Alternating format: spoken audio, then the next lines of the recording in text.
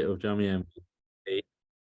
He's serving as missionary in the United Kingdom. He's also currently serving as Muhtamim Ishad for Majlis Khudam al-Ahmadiyya and works in Wakalat al-Tasnif, the department responsible for translating works of the Promised Messiah and the Khulafa. So, Hadi Sahib, over to you. Assalamu alaikum warahmatullah. I will just share my screen and then start the presentation. A'udhu billahi minash shaitanir rajim. Bismillahir rahmanir rahim. In today's very brief presentation, I've been asked to talk about some of the work that Wakalat-e-Tasnif does, and more importantly, the history of the Promised Messiah ﷺ in terms of instigating a second golden age of research within Islam. Sometimes people think that research and academia and everything that Hazur has spoken about in terms of trying to excel and reach the highest levels of our respective fields is something that's very recent. However, casting a very brief glance upon history tells us that it's not recent at all. The way in which we conduct research, the principles of research as they should be, and what we should get out of research are all things that the Promised Messiah ﷺ showed us through not only practice, but also through his writings and his teachings. Today's presentation is going to be a bit of a hybrid one in terms of the topics covered.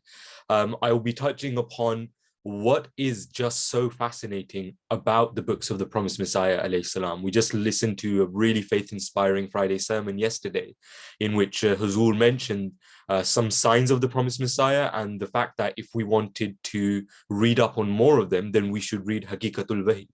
I'll be touching upon that in the presentation as well. And also another really interesting side to this is some of our literature. That literature which tells us about our history. And there are some really, really exceptional pieces of literature that I think entire nations would be proud of as well. And I'll be covering that in the presentation as well, inshallah. So where does the history begin in terms of research in the community? Of course, it begins with the Promised Messiah ﷺ. Everyone probably knows about this book. It's called Ahmad the Guided One. It is a really fascinating read. And there are several different versions of, this is basically a book on Sirah of the Promised Messiah ﷺ. Though this was written by a non-Ahmadi, the versions that we have in our community were written by eyewitnesses. So they were written by those companions that were around the Promised Messiah ﷺ that saw him do these things. But just to give you an example, how much did the Promised Messiah ﷺ read? How keen was he to study, to research? We find one such example in Ahmad the Guided One. And there's a really famous incident, it's really well known, when someone was sent by the Promised Messiah's father to say to him that you're really reaching the age where you should have a job and you should seek to create a future for yourself. And that individual writes that he found the Promised Messiah ﷺ sitting on the floor, and books were piled almost as high as the Promised Messiah ﷺ was seated. And he had hundreds and hundreds of books all around him, rather dozens and dozens of books all around him. And when the person said that your father wishes for you to undertake an occupation, the Promised Messiah ﷺ, who was a teenager at the time, replied by saying that, I've already taken up employment where I wanted to take up employment. Obviously meaning that the Promised Messiah was he was inclined towards the reformation of religion. And obviously he was being guided by Allah the Almighty. But from the start, the Promised Messiah ﷺ's entire life was about reading, was about studying. And this is then proven by the numerous books that he wrote.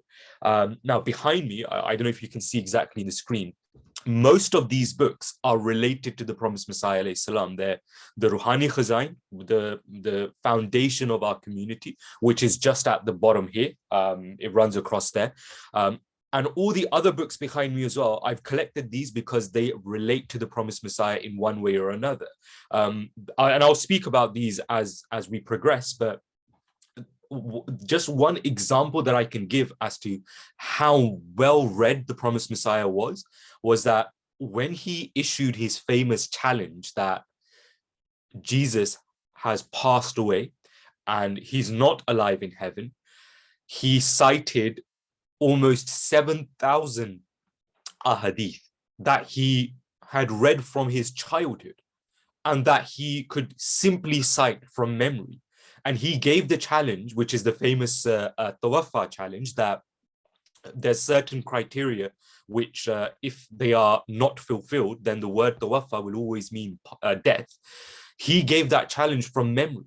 And he mentioned as well in one particular reference that, you know, he's checked every single hadith in Sahih Bukhari, and nowhere does Tawaffa, the word Tawaffa, mean someone who's been raised up to heaven.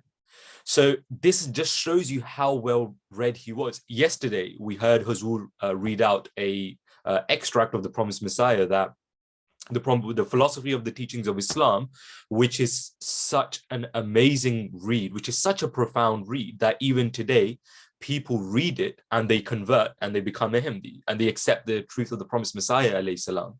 The Promised Messiah alayhi salam wrote that literally on an afternoon in which he previously did not plan to write anything. So he was literally after doing some dua, after inclining himself to write an article, he got up, he started writing, and his pen flowed so well that, as we heard yesterday in yesterday's Friday sermon, that the scribes found it difficult to keep up.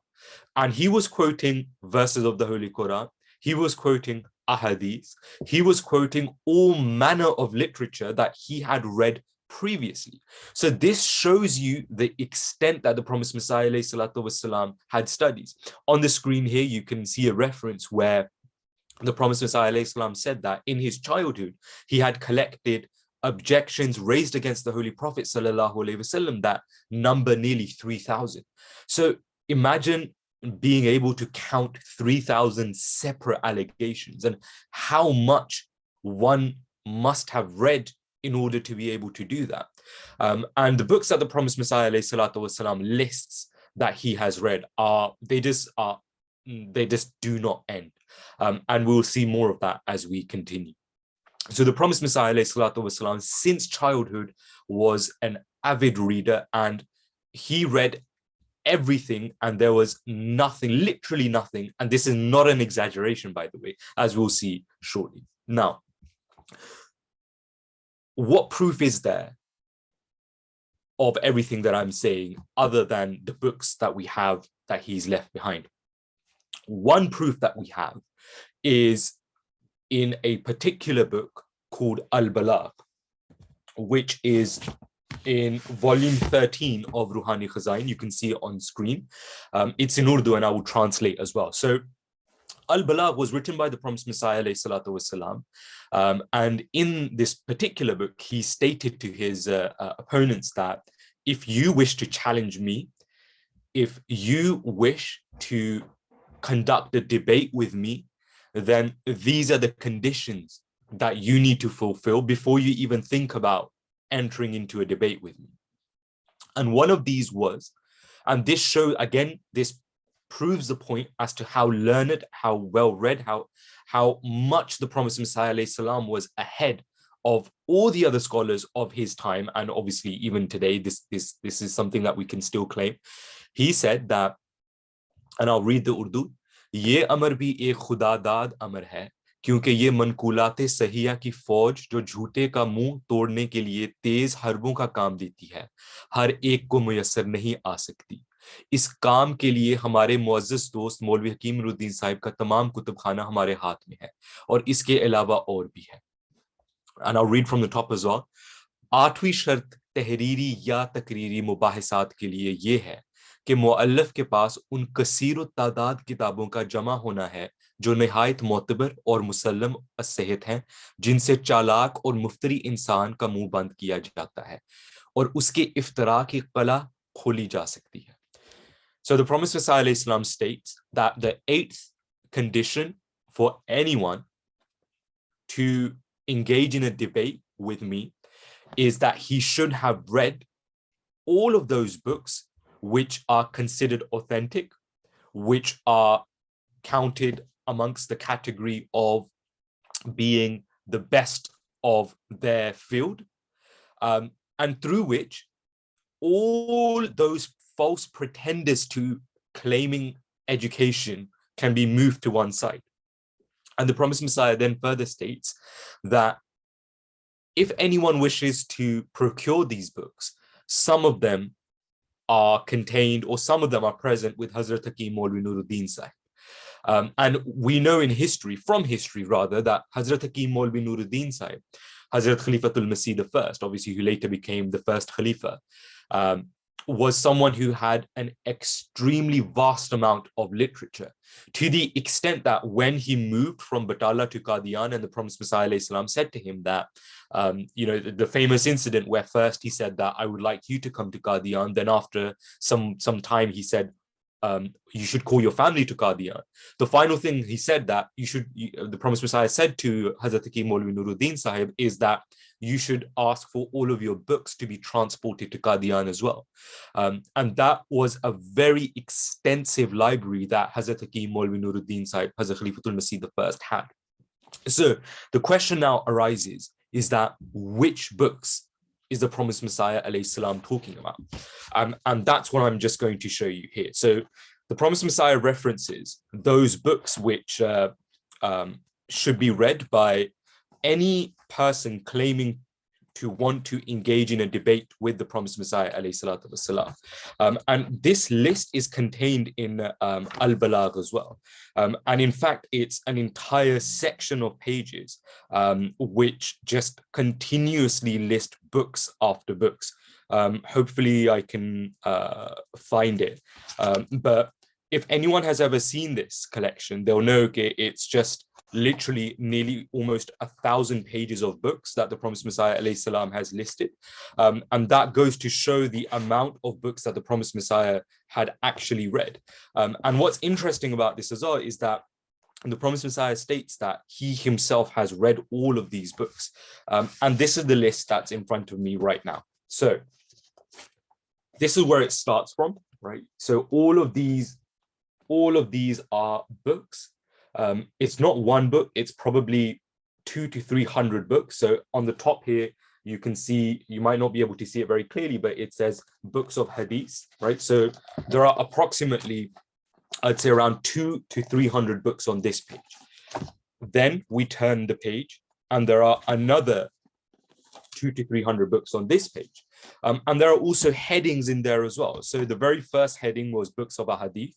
And you have Bukhari, you have Fathul Bari, you have Irshadus Sari, which most people have never heard of.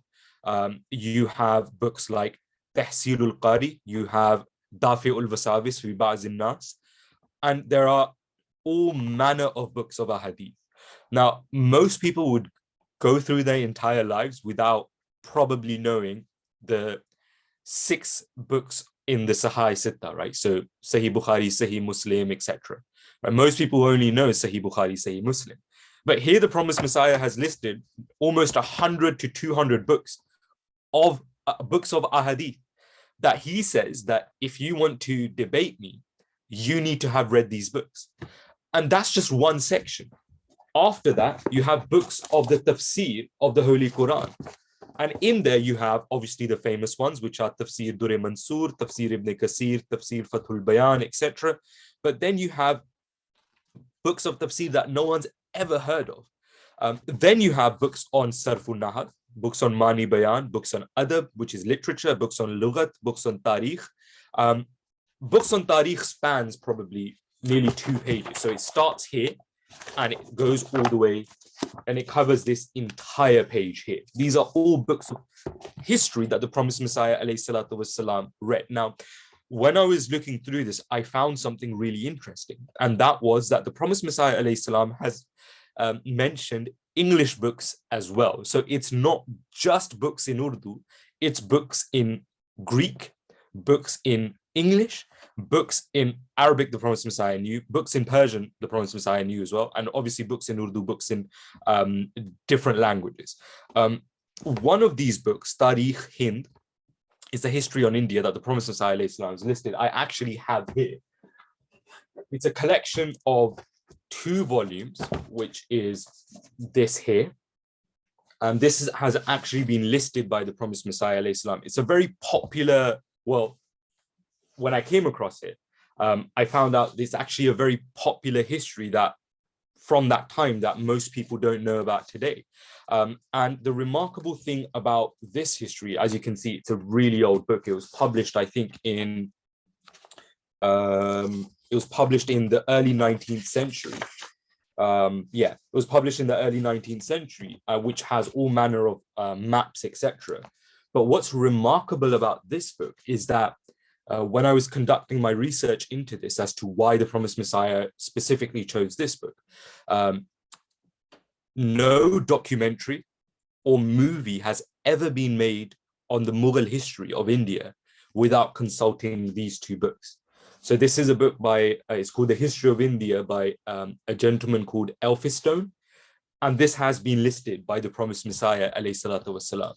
And I had to go to a lot of lengths to procure this because books like this aren't commonly available. And that just shows, and it's not just India. The Promised Messiah ﷺ lists histories of literally every single place on the planet. History of America is mentioned, the history of, for example, Jerusalem, the history of Asia, the history of Europe, the history of the holy places in the Middle East.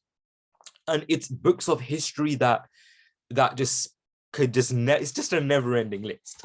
And that's not where it ends. Then you have literally another, I'll just flick through these pages, you have another 4 to 5 pages of books that the Promised Messiah ﷺ states. Again, this is all on record. This is in Ruhani Khazain, volume 13. And this is something that you can go and see yourself. This is not something that's hidden from view. This is something that's there for everyone to see. And this shows you that the Promised Messiah ﷺ was such an avid researcher.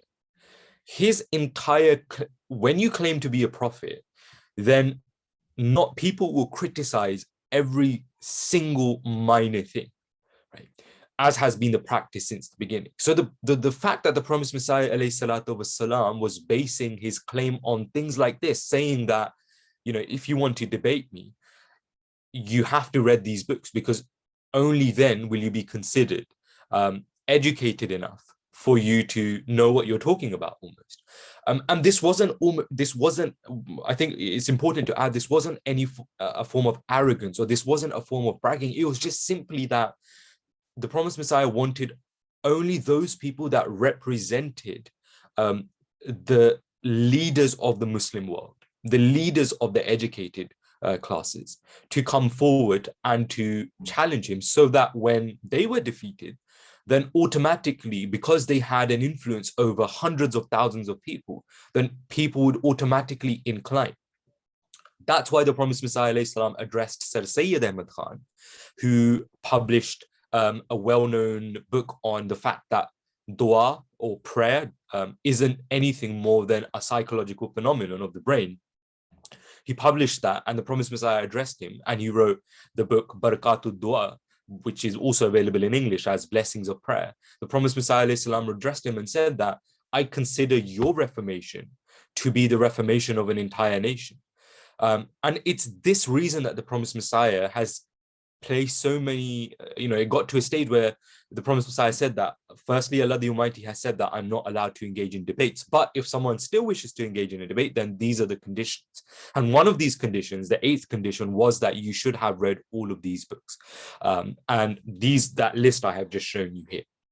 So that shows us the level that the Promised Messiah والسلام, was at in terms of how much he would research into these things, how quickly he was able to produce more than 90 books. It was because of this background that he had. Now, this is just a screenshot that I've shown that you can see on screen. If I just quickly zoom in, you'll be able to see some of the books. I can see Bukhari at the top, Taliqus Sanadi. I don't know what book that is. In fact, there will be many books here that I don't know, or that I haven't heard of before, that most people won't have heard of before. And that shows you that, the Promised Messiah والسلام, was the foremost scholar to appear. And that also goes towards disproving the allegation that other people were writing the Promised Messiah's books, right? This is someone who has read easily. Forget other books. We all know about the very famous incident, the very famous saying, rather, of his son, that he said that the Promised Messiah والسلام, used to have a Holy Quran that, without exaggeration, he probably had read over the course of his life at least 10,000 times. And if you do the math, that equates to almost something like more than 7 parts a day. So this is someone who's reading several parts of the Holy Quran every single day. And if that's how much he was reciting the Holy Quran, then other books would automatically fall into this as well. So this is just a very brief screenshot to show you one out of those many pages. Now, when it comes to research, people think that if you have just read these books, that's enough. Or if you've just studied a certain amount, that's enough. And this is where we distinguish ourselves. And this is what Hazur has been saying. In fact, numerous khulafa have said, this is what distinguishes the Ahmadiyya Jamaat from others. And it's this.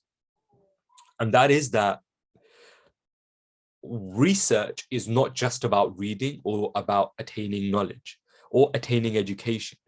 Rather, it's about taqwa. It's about righteousness. And this is where the Promised Messiah والسلام, it occupies a station that no one else occupies. The Promised Messiah والسلام, now mentions another condition in the same book. And he says that basically it's important that, I'll read the final line because that's the important bit. ये भी ज़रूरी है कि तहकीक और तदकीक और लताइफ और नकात और बराहीन यकीनिया पैदा करने का खुदादाद मादा भी उसमें मौजूद हो. Which is just a few words, but the meaning is incredibly profound.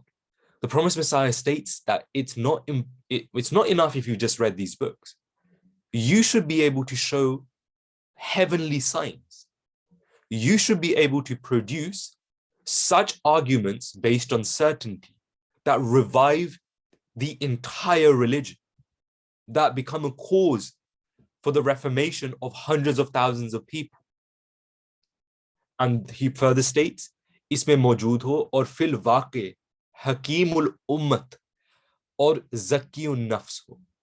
These are magnificent words. The Prophet ﷺ states that that person should be Hakimul Ummat. There's only one Hakimul Ummat that we know that is commonly known in the Jamaat, and that is Hazrat Khalifatul Masih I, Raziyallahu Ta'ala Anhu. So the Prophet ﷺ states that that's the level that a true researcher should occupy. That's the level that a person who claims to be a scholar or who's on that journey should aim for. That it's not just enough if he's read a whole bunch of books and he's attained a certain degree. He should be so well adept in taqwa, in purity, in righteousness, that he sees signs manifest themselves. He prays and his prayers are accepted. He is able to create such arguments based on certainty that it is as if they descend from God. The words used in the final line are Khuda Dad Mada, which means something that comes from God Almighty, which literally means that a proper researcher is someone who is divinely inspired. Now that's incredible. That shows you what level the promised Messiah والسلام, wanted his Jamaat to be at. Yes, these are conditions that the promised Messiah has set for any opponents to engage in a debate with him. But they also apply to us. They also apply to his followers. The fact that it's not enough for someone just to become really well educated or someone just to conduct research. Rather, he should be divinely inspired in that. And I think we all know the level of righteousness you need for that to occur. So really, the revival of the golden age in our Jamaat, we recently had the AMRA conference in 2019, just before COVID, where Hazrat Khalifatul Masih al-Khamis Sayyidullah Ta'ala re-emphasized the ways in which the golden age was to occur. This is not something new. This has been something that the promised Messiah ﷺ said as well. In fact, this has been something that all the Khulafa have said. So there's a rich legacy of research that we have now come to inherit that begins from the promised Messiah ﷺ. Now, if we move on, okay, so I mentioned that there are very incredible gems as well in our history, things that really, really fascinate us. One of these is this here. Now, this is a letter from Hazrat Sir Zafrullah Khan Sahib to Winston Churchill during the Second World War. You can see the date, it's the 20th of June, 1940. So really it's at the beginning of the Second World War. And this is so incredible and so profound what he's written. Sir Zafrullah Khan Sahib in this letter writes that, I am writing to you because the head of the Ahmadiyya Muslim Community, Hazrat Khalifatul Masih II, has instructed me to write to you because he wants me to convey to you that the Holy Quran says in the matter of war that if there is an attack, then you should do what Zulqarnain done, which is to build a wall using molten, I think it's molten copper and iron. And he goes on to say that this is something that was also prophesied to the promised Messiah ﷺ as well. And he emphasizes this, that Hazrat Masih Maud says that if the British wish to win the war, then this is something that they have to do. And this is something that will most certainly come to be realized. Now, what happened it's an incredible find. And I think it's the first time I came across it, it was so amazing to see how our research is being used to kind of influence a major world event, just like it's always been. The Holy Quran is being used as a reference point. Now, what actually happened? So towards 1940, there was a huge threat of Britain being invaded by the Germans. So all throughout the southeast coast of England, you had these pillboxes being made. And those pillboxes were created to stop the invasion of Britain, because Dover was the place where it was most feared that the invasion would begin from. Whether this was directly because of the advice that Sir Zafrullah Khan Sahib wrote on behalf of Hazrat Masih Maud to Winston Churchill, or whether it was something else. More research needs to be conducted to ascertain that. But nevertheless, its profoundness speaks itself. And what's also interesting is the reply. The reply was, and this is a letter between the civil servants, they didn't see Sir Zafrullah Khan Sahib's letter as just another, a random letter that they received that they, that the Prime Minister really doesn't need to respond to. Rather, as we can see from the next letter, the civil servants are discussing how should we respond to this letter. The line that I think we should focus on is right at the bottom here, which is Sir Zafrullah Khan is, of course, one of the Viceroy's right-hand men. And as you know, he was over here for the recent meeting of the Dominion ministers. So this shows you the station that Sir Zafrullah Khan Sahib occupied in the eyes of the British government. So these are just some of the things that we have in our history, which make it, which for a historian, this is absolutely amazing, right? This shows you history unfolding. And it also shows you that the peace symposiums of today are nothing new. This is also like a peace symposium, but on paper. This is a Khalifa of the Ahmadiyya Muslim community talking about how to establish peace. And the actual letter is held in the Churchill archives. And probably there are many, many more. But this shows you the amazingness of our literature. The Ahmadiyya Muslim community, I think there was a study once published that showed that we are one of the most documented communities in the world.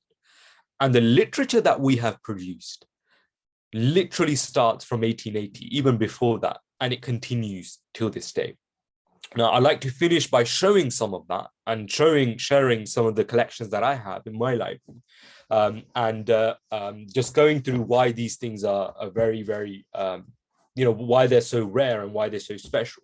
The first book I have, which I inherited from my grandfather, is the official report from the Conference of World Religions, so the philosophy of the teachings of Islam. And this book contains not just the address of the promised Messiah alayhi salam, but it also contains the addresses of the other speakers who were at the conference as well. As you know, Maulvi Muhammad Hussain Batalwi delivered an address alongside Lekram as well, and alongside other Hindus. So all of their addresses are contained in this report, which is the official report of this. And this is, I think, something that's really, really profound and really special.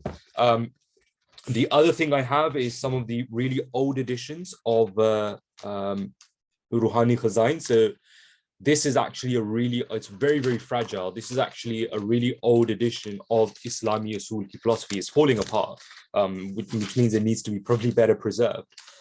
But this was actually known as Talim-e-Islam. It had a different name.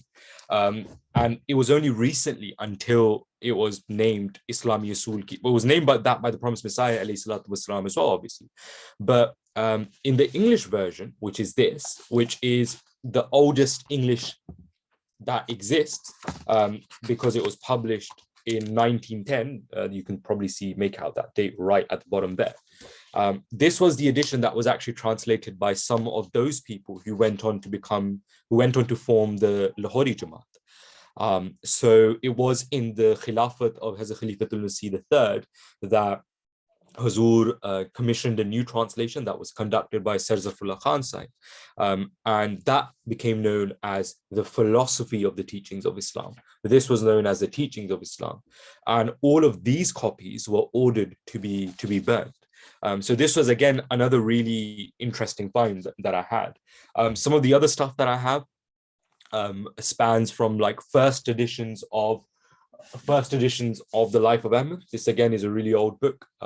This is the one that's written by Abdurrahman Dadsai, one of the imams of the London Mosque, and spells out the early days of the promised Messiah alayhi salatu wasalam. And I think what the final thing that I'd like to end on is these set of books here right behind me, which is, there's only I think 6 books here, but altogether they formulate a set of 25, which I have elsewhere. This is the historian's history of the world, right? It's a very, very large book, and it's a book on history. This is remarkable. The reason why this is so special is that throughout Tafsir-e-Kabir, Hazrat Khalifatul Masih II has quoted this book when it comes to matters of history. And this has been extensively quoted throughout, which makes it something which is of not only sentimental value to the community, but also educational value as well, because the tafsir of the Quran was written using evidence from history taken from this book. And coming on to Hazrat Masih Maud, we all know obviously how educated he was, and how much he read. He once stated that whenever preparing for a lecture or an address, he reads 12 to 1300 pages that he doesn't even quote, that he reads just to make him, get familiar with the topic, become more adept at understanding what the matter is. And 12 to 1300 pages is, just books upon books upon books. So that's how much the promised Messiah والسلام, and the Khulafa, that's the level of their research. And it doesn't even, the research carried out by others doesn't even scratch the surface compared to what the promised Messiah والسلام, practiced. And I think in a way, it's the promised Messiah والسلام, and it's the Khulafa that will bring the revival of the golden age, not only through their practice, but by inspiring people like this, and by showing how it's done. And this is where we take our lead from. This is why it becomes so amazing to follow in their footsteps, because it's not just, people think that, it's just, as I've just demonstrated to you, the Prophet Muhammad didn't just read books on religion, right? He didn't just read books on tafsir. There are books on literature. There's every type of book in there. And the Prophet Muhammad, you may think that it's a religious debate. Why does the Prophet Muhammad need to put in books of literature or books of history, right? That shows you that the Prophet Muhammad wanted someone to become a well-rounded scholar. It's not just about knowing about the Holy Quran, tafsir, and hadith. They should further their worldly knowledge as well. And the promised Messiah والسلام, has spoken about this, that you should know about matters of history, you should know about matters of worldly sciences as well. And this is something that he greatly emphasized. Now, what I would like to finish on is encouraging everyone to read the promised Messiah's books. Now, I cannot put into words how they will change your life. It's difficult for me to articulate just what kind of an effect the promised Messiah's words will have on you. You could be reading it, and it could be the fact that there's just one line that you've come across that changes your entire perception. And talking from a personal experience, it does a lot for character building as well. The promised Messiah is like having a conversation with the promised Messiah alayhi salam. You almost lose yourself in those books. It's almost like being spoken to by the promised Messiah alayhi salam. So I encourage everyone. There's now, fair enough, someone may not understand the Urdu, but now there are dozens and dozens and dozens of books in English. There are dozens. I think Ruhani Khazain is almost fully translated into German now as well. So there isn't any excuse. And these books will change your life. You don't need to read 100 pages a day. Just read 1 page a day, and you will see the effect that it has on you. And you will see that those people who read the Promised Messiah's books regularly, you'll naturally be able to tell them apart from those that don't. And this is something that I think needs to be further encouraged, because at the moment, especially conducting some surveys in Khudamul Ahmadiyya or doing the job that I do as in Irshad, this is something that's on the decline. And we really need to instigate people, really need to provoke people into picking these books up and reading them, because they will change your life. Jazakallah Ahsanul Jaza for listening to me. Some, I think, may ask why I'm such a a book nerd or a collector of books, it's because Hazur instructed me. Hazur instructed me on numerous occasions to build my own library, it's just because of those blessings that's attached to Hazur's words that I've been able to accumulate alhamdulillah, quite a large library, and especially with some of these things that I've shown you today. I have more that I, inshallah ta'ala, will be happy to share with you. But, the basis is the Holy Quran and the books of the Promised Messiah, alayhi salam. So as long as you have that, it's enough to sustain you and to grow your learning. Jazakallah jaza for listening to me. Jazakallah Hadi Sahib.